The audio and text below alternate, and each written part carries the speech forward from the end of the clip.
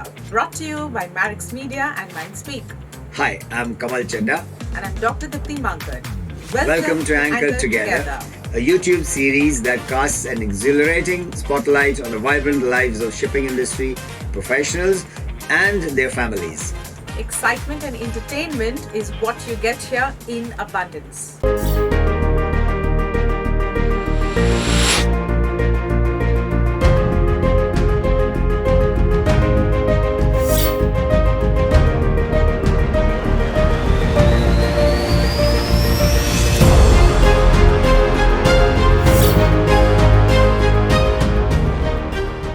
Hi everyone, we are here today with a very special episode for this father-son duo from Mumbai, and they have done some wonderful work in shipbroking and chartering. So I'm going to not tell you too much about them, but we will open this session here now with Mr. Ajay Reshamwala.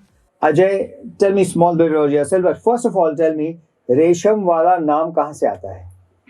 My great grandfather, when he came to Bombay, he became the largest silk merchant west of Suez and east of China, and he set up a silk shop. He had his own weavers in Banaras and Surat, and that's how the Reshamwala surname came. And from silk he moved to coal business, so he was also doing coal business and silk business together. And So he owns कोयले 70 वाला नहीं हुआ, लेकिन नहीं। रेशम वाला नाम सही रखा उन्होंने, Yeah. चुन के रखा. कोयले वाला black हो जाता है.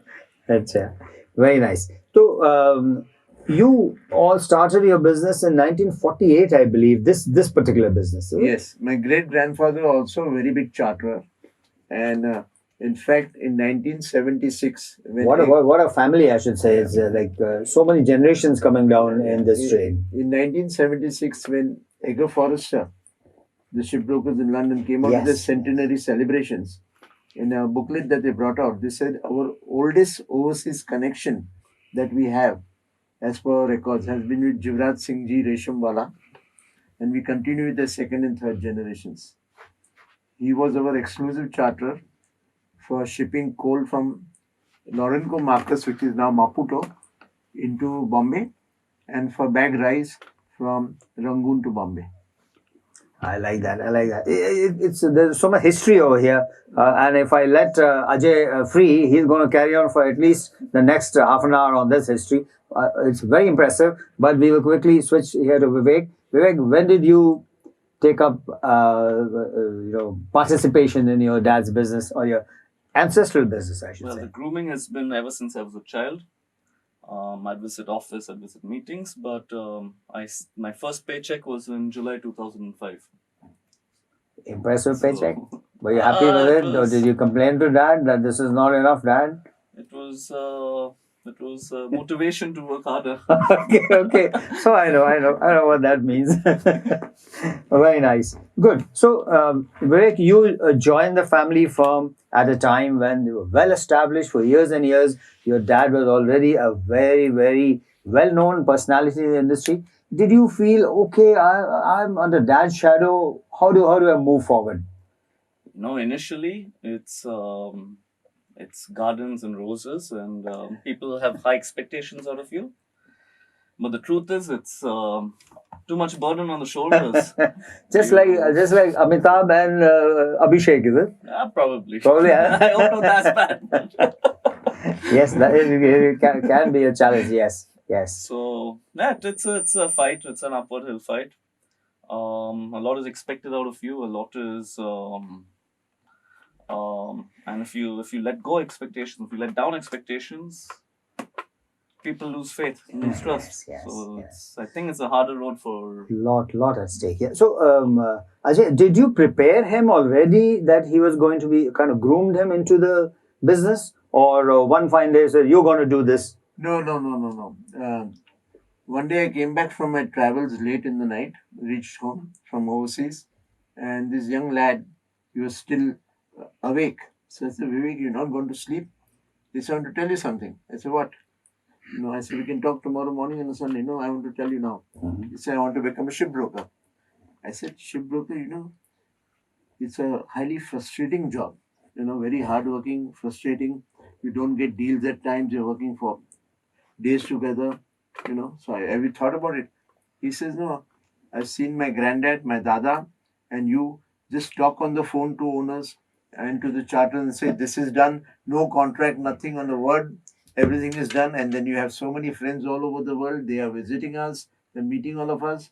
So I want to get into this business where the friendship is very important.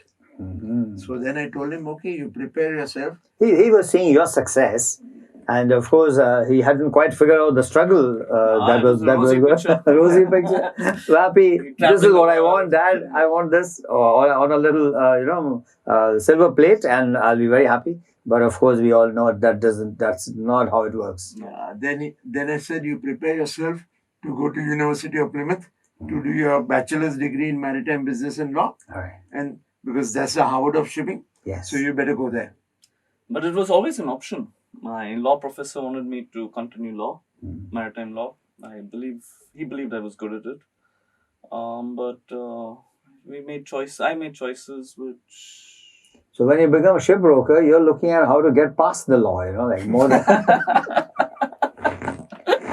Okay, good. So tell me now, you obviously saw some qualities in him that would, definitely make it easy for him to step into your shoes. But what are those qualities that he has that makes him so admirable that he's able to take your business and take it forward? I think so. As a child, he had the qualities of asking questions of why this is so. Now I know why he was getting into the legal business. A lot of questions there. And I think so. That sort of mindset of his was one thing good, and he would go and talk to anyone. He'll meet anyone. He'll interact with anyone as a child. So it also brings him, because broking is all relationship. Absolutely. Yes. So he had this thing of building relationships. He had this very inquisitive mind to know more, learn more. Yes. And a very hardworking boy, So he wanted to come into shipbroking on his own. So fair enough. Go and get a degree first, then we see. Right. So you studied at Plymouth. Yeah. Incidentally, I studied at Plymouth as well, but way before you, I guess. So at the time, they didn't have such a course for us, but they had ship management. Yeah. So that's a polytechnic. Yes, at the Polytechnic. Yeah, it was a polytechnic then. Yes, but it turned to university then. Yes. I mean, my degree says University of Plymouth. Okay. They must have changed already. Yeah. Great. So, how was he as a child? You said he was inquisitive and everything. He was mischievous. Mischievous. He was mischievous. I think that's playful. All right. Yeah. And he was very caring. Caring as well. Yeah, that's it. I like that. Yes. And he was always fun to be with. Yes. Yeah. I think no longer. No. But I think those are qualities that endear you to people because you're very easy to make friends with, and you're very, very welcoming and warm. So it opens up the vistas when you're older. Definitely. People look for these things. You don't want to arrive at a meeting, with all sour faces, and then straight away everyone's got some negative vibes coming out. And what is this guy going to do? So yeah, it's very, very important. Presentability is, how important that is in today's world. So, what are Ajay's qualities that you imbibed? One, and two, you wish to imbibe but couldn't. I wish, and I'm still struggling. Love. Love. Love for his love for the family, love for the staff, love for the job. For his friends, his customers, his grit. At 68, he still spends more hours at the office than I do often. So he's basically his love, his passion for the job. Passion, yes, that's so important. So important. People are driven. The passion is what drives many of us. I'm sure. Ajay, you have a son who admires all your great qualities, and I can see. Some of his strengths actually flow from you. Maybe we don't know, maybe we don't admit sometimes. We don't want our dad to feel too good. So no, but he has been responsible to take the company where it is today. He was the one who established the Dubai office. practically 6 years ago, the Singapore office 3 years ago, and he just started the Jakarta office. So, he's has the focus, and he also has the passion of shipbroking. So I think so. We see the next generation under him doing very well. Great. That's it. So, are you married, Vivek? Yeah, I've got married since 2009. Very nice. Does your wife work with you as well? She did start the chemical desk for us. I see. And she was a pharmacist by background. Worked at a good position at Cipla, and I pulled her in to help me. And she says, I can't do that. She was on post-fixture operations. And she didn't really like the job then. And she asked me if she could start the chemical desk. Pharmacy and chemical fit in nicely together. Well, not the commercial sides. Only the expressions are similar. So yeah, she started the chemical desk for us, and I believe that is what pushed us to open the Dubai and Singapore office eventually. I see. Great. So The family is chipping in nicely. The family is chipping in well. You have kids? More than a fair share. I've got 2 girls, 9 and 5 years old. Okay, very nice. Playful age. I just don't want them to grow up from. No. We all want our little babies to stay babies. The 5-year-old is still a baby. The 9 has become a little teenager. Too young, too early. They grow very fast. Yes. So, have you any seafarers in your family as such? No, none. Okay. You're only all commercial people there. Right. Yeah. Right. But I, as a broker, have had the opportunity to sail on a tanker, on a gas carrier, on a oboe. Okay. That's to gain the first-hand feel. Yes. And on our own ship, Okay. Very good. And have you ever taken a cruise? No. Maybe you want to take a cruise and get a combination of pleasure and work maybe together. Maybe we have to do the Carnival of the Seas. Yeah. Why not? So let's look at the father-son relationship in a very indirect manner, if you like. But what's the last movie you two watched together? We did. The Ajay movie. Maidan. We let that out. Maidan. Okay. All right. So yes. So that's you watched it on screen or at home. Okay. So what's the last gift you gave your son? Do you remember that? My love. Oh, okay. It's always that's the man there, the businessman. Any amount of love I'll give you. Okay. And what's the last gift you gave Dad? I just bought him some shoes. Oh, nice. I like shoes. I'm fond of good shoes. Yes. All right. So, do you share a sense of humor in the sense that would you both go to a comedy club and watch stand-up comic together? I would not go with Papa for a stand-up comic. Okay. No, we do share a sense of humor. There is, he's fairly humorous. But sometimes our jokes are a little on a different level, off level for each other. So I understand that, but of course, much of our sense of humor flows from our parents. But there is a lot of laughter. There is a lot of joys. There are a lot of smiles in the house and with people around. Great. So, what is the last thing you borrowed from your dad? Most of his ties. Okay, I like that. Yeah, good taste in ties. So it's good to depend on him. What did you borrow from him, Ajay? Last? Me, I don't remember. Don't tell me love, though. No, it's not love. Sometimes I say, okay, Vivek, give me that chocolate, I'll have it. That's all. Yeah. His weakness is chocolate, I can see. You are not diabetic by any say. No. Thank God. So you enjoy chocolate all you like. Excellent. So, last one for the two of you. How do you see Reshamwalas shipbrokers who are like, almost, from our independence days, that's how long your company has been around.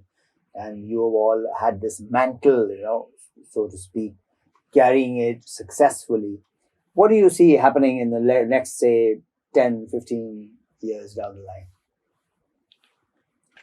We have to grow. We have to, the very fact that we started opening offices globally was because we saw a lot of competition come into India, and in order to fight, we had to step out. out of our comfort zone. It's been an uphill fight, but the officers have nicely. I've never had to look back in the last 6 years, 7 years in Dubai and 3 years in Singapore. It's not an easy job. It's the first time an Indian broker has opened full-fledged offices outside Shaw. And how much has your staff increased then, say, in the last 5 to 7 years? In 2006, amongst brokers and operations, we were 6 people. Today, we are roughly 45. Whoa, that's a huge leap. So excellent. So, how much guidance of yours has gone into this expansion that Vivek has undertaken? Almost 100%. We chat every day. This guy loves you a lot. We chat every day. We communicate very nicely with each other, and decisions are made jointly. So which is helping us, and we guide the team members also, because you have every day some problems are coming up. Absolutely. So we have to guide the team members. We have regular Zoom meetings with the teams, especially with our overseas officers. And Ajay, in your time, maybe technology wasn't very, invasive or, pervasive. But now when he's stepped in, he's brought all the technology with him. And how much has this technology then helped you guys change? Well, technology does help you work more efficiently, work better. But the way I see it, when he had the telex and the most expensive phone calls to make. Yes. But and more expensive flights, more expensive travel, at one time they were the biggest part of your budget, your phone calls. Yes. I remember. When I started, the phone bills were 6 figures. And individual. Now, now the entire office is less than 6 digits in India. Right. But but also what happened. But then the relationships that he's built without the use of all that technology is lasted longer than people that have built relationships, including myself, using this technology. That's true as well. Yeah. So, there's so much of that virtual business comes in. There's no smiley. It's no more real joke. It's, yes. But that's like all of us know, it's a new world. So maybe we have to adjust with that and work, do our best with what's available to us. The world has got smaller, but shrunk further. Yes, further too. Yes, but you're quite right. Relationships formed, in Ajay's time would probably last way longer than ours can snap very easily as well. Because there can be situations of that kind. Great, but what I'm happy to know is that the transition from one generation to the other has been smooth. It's not transition yet. It's okay. His help and as in the process, the transition is on. It's on, but it's moving smoothly. And I think your wife as well stepping. What's her name? Jyoti stepping in as well is also going to help things a lot. Help things grow fantastically with the Reshamwalas. And Resham, which means silk, is the silk root. Smooth as silk. Smooth as silk, if you like. Great one. Thank you so much, everyone. Ajay, brilliant to have you with us. I will now present you this little mug. Thank you. Take this, have coffee if you like. I have something else as well if you like. But Vivek, that's there for you. Thank you. So nice of you guys to come over. And I'm so happy your company, Reshamwala, is doing so well. And I wish you all the very best. And we will be in touch. Viewers, you should be with us every Friday. And we will have new people from the shipping industry to let you know how their lives and their professions are going. Thank you and bye-bye. Thank you. Bye-bye. So from master mariner to an entrepreneur, how would you say that what are the ingredients for your success? For that shift to happen? Yeah, I think you need to rewrite yourself a lot.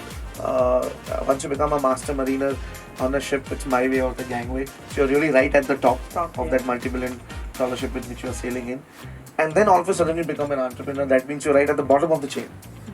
So now, peon को भी plead करना है, किसी officer से मिलना है तो वहाँ भी plead करना है. Everybody is a sir to you. and then you have been earning handsomely, like really, really well, right at the top. So I had few incidents where people said that, oh, you're a captain from the Merchant Navy, but we don't look at you in that way. I said, okay, fine.